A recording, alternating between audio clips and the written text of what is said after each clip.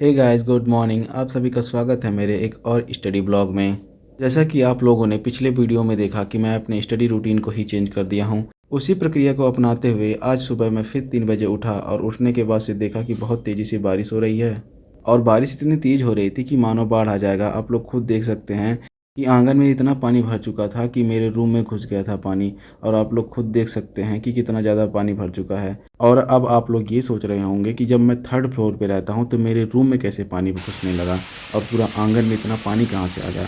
तो मैं आप लोगों से बता दूं कि जहाँ बाल्टी है, जो हरी वाली बाल्टी है जहाँ पे, वहाँ पे देखिए पानी गिर रहा है, तो वो एक रोशनदान खोला गया है छत पे, ताकि वहाँ से उजाला आता रहे। और उसी के बगल में ही, रोशनदान के बगल में ही एक पाइप लगी हुई है जो छत का जो पानी इकट्ठा होता है उसी के रास्ते गिरता है। तो उसी के बगल में रोशनदान भी है और इतना तेज़ पानी बरस रहा था कि वो पाइप के रास्ते बह नहीं पा रहा था पानी, इस वजह से रोशनदान के रास्ते गिरने लगा पानी। और इसी वजह से देख सकते हैं आप लोग कि पानी पूरा आंगन में भर चुका है और मेरे रूम में भी आ रहा था पानी। बहुत तेज़ी से बारिश होने की वजह से लाइट भी कट गई थी और इसी वजह से मैं अब कुछ पढ़ भी नहीं पाऊँगा। लाइट जब तक नहीं आएगी तब तक पढ़ाई भी नहीं कर पाऊँगा और इसी वजह से मैं लाइट का वेट करता रहेगा। और वेट करते करते 3 बजे से 5 बज गया, तब उसके बाद लाइट आया। और जब लाइट आया तब तक बहुत ज़्यादा उजाला हो चुका था। आप लोग देख सकते हैं कि एक चप्पल जो है पाइप में फंस गई है। अगर पाइप थोड़ा मोटा होता तो चप्पल भी चला जाता बह करके। अब आप लोगों को थोड़ा बाहर का मौसम भी दिखा देता हूँ। देख लीजिए कितना सुहाना मौसम है, क्या बताऊँ। बहुत ही अच्छा महसूस हो रहा था अभी।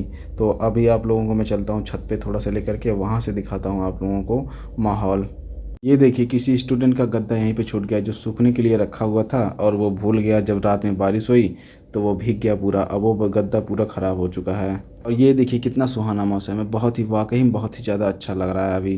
क्योंकि अभी बहुत ज़्यादा ठंडा मौसम हो गया इसलिए बहुत अच्छा लग रहा है। ठंड सुबह के टाइम ठंडे मौसम में बाहर निकलने में बहुत ही ज़्यादा आनंद आता है।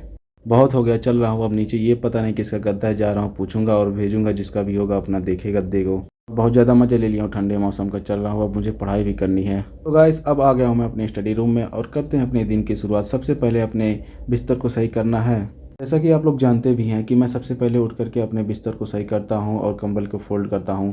हर एस्पिरेंट को, चाहे वो यूपीएससी एस्पिरेंट हो या एसएससी एस्पिरेंट हो या बैंकिंग एस्पिरेंट हो, किसी भी चीज़ की तैयारी करता हो, उसे अपने आसपास साफ सफाई तो रखनी ही चाहिए। क्योंकि एक शिक्षित व्यक्ति में और एक अनपढ़ व्यक्ति में तो फ़र्क दिखना ही चाहिए। और सबसे पहला फ़र्क यही दिखता है कि एक शिक्षित व्यक्ति अपने आसपास ज़रूर साफ़ सफाई रखता है और एक अनपढ़ व्यक्ति होता है वो अपने आसपास कभी साफ़ सफाई नहीं रखता है।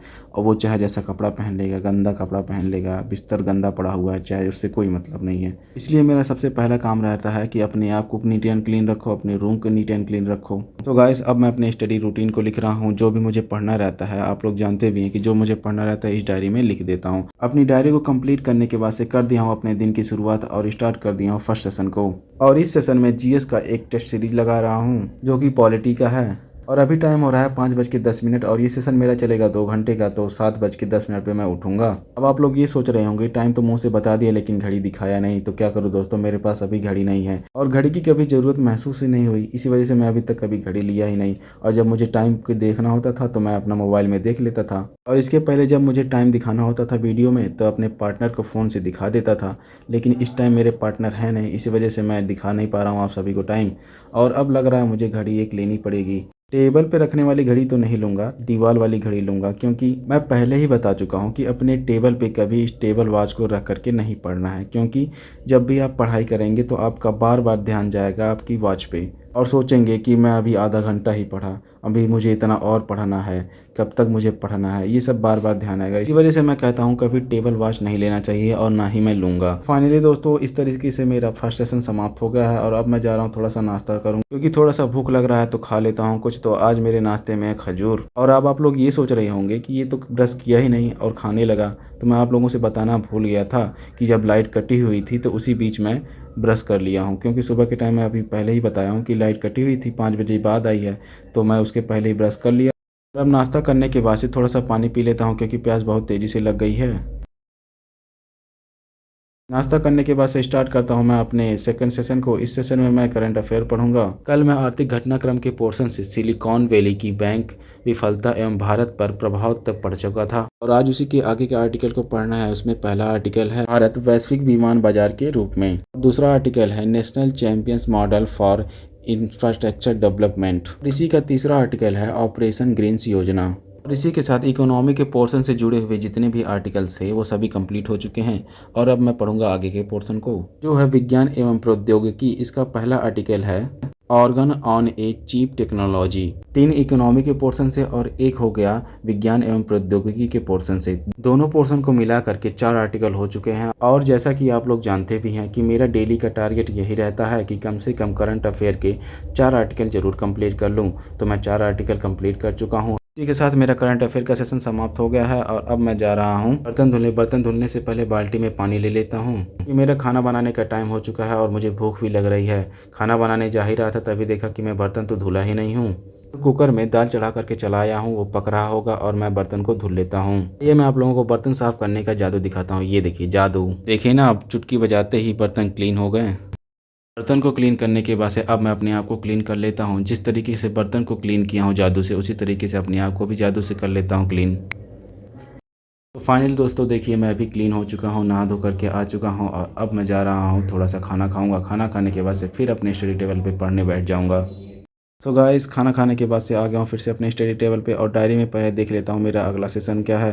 उसे देखने के बाद से स्टार्ट करता हूँ अपनी पढ़ाई को। और इस सेशन में मुझे इकोनॉमी के बुक को पढ़ना है। इन्हीं कारणों की वजह से खाना बनाते और खाते समय का वीडियो रिकॉर्ड नहीं हो पाया, इसी वजह से दिखा नहीं पाया। जैसा कि आप लोगों से मैं कहा था कल कि मैं बुक को, जो यूपीएससी से रिलेटेड जो बुक्स हैं, जो नोट्स हैं, उन सभी के बारे में मैं अगले वाली वीडियो में बता दूंगा या डिस्क्रिप्शन बॉक्स में डाल दूंगा।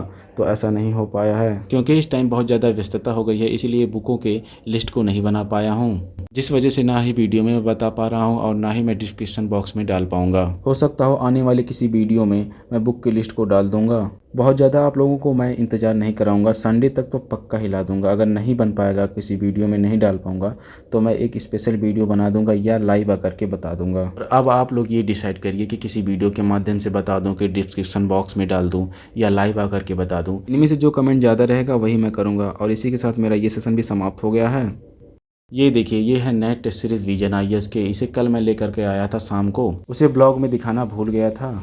इसमें 4 टेस्ट सीरीज हैं, 2 तो जीएस के हैं और 2 सीसैट के हैं। तो चलिए टाइम को बिना वेस्ट किए हुए निकालते हैं सीसैट के टेस्ट सीरीज को और लगाना स्टार्ट करते हैं। डेली का मेरा टारगेट यही है कि एक जीएस का और एक सीसैट का टेस्ट जरूर दे दूं। इसी वजह से मैं अभी सीसैट का टेस्ट दे रहा हूं और मॉर्निंग में मैं जीएस का टेस्ट दे चुका हूं, आप लोग जानते ही हैं।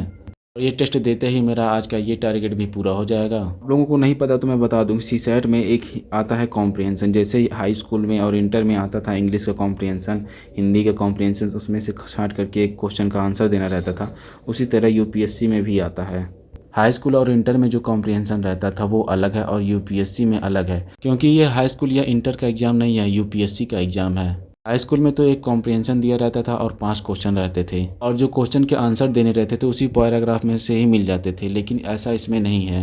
इसमें तो एक कॉम्प्रिहेंशन पे एक ही क्वेश्चन है या कभी कभी 2 क्वेश्चन हो जाता है, उससे ज़्यादा नहीं हो सकता है। क्वेश्चन जब आप पढ़ेंगे तो उसी के नीचे 4 विकल्प भी दिए रहेंगे और उसी में से सही आंसर को छांटना रहता है। खेल शुरू होता है यहीं से ही। जब आप चारों विकल्पों को पढ़ेंगे तो आपको लगेगा कि चारों के चारों आंसर सही हैं। आप कंफ्यूज हो जाएंगे किसको सही करें किसको ना सही करें। लेकिन अगर आप कॉम्प्रिहेंशन को बारीकी से पढ़े होंगे और आंसर को भी बारीकी से पढ़ेंगे तो आप जान जाएंगे कि कौन सा सही है। लेकिन उसके बाद भी एक बात का ध्यान देना है कि यूपीएससी किस आंसर को सही मानता है। यूपीएससी जिस आंसर को सही ठहराएगा वही सही होगा। जैसा कि आप लोगों ने देखा कि मेरा ये सेशन भी समाप्त हो गया है और अब मैं जा रहा हूँ थोड़ा बहुत घूमूंगा टहलूंगा।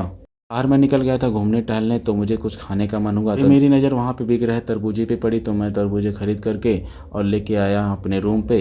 अब इसे काट करके खाता हूँ। 1 2 3। तो ये देखिए तरबूजा कट गया है और इसे खाना स्टार्ट करता हूँ। देखने में तो मुझे लग रहा था कि ज़्यादा मीठा नहीं होगा, लेकिन खाने के बाद से तो देखा बहुत ज़्यादा मीठा था यार, मज़ा ही आ गया।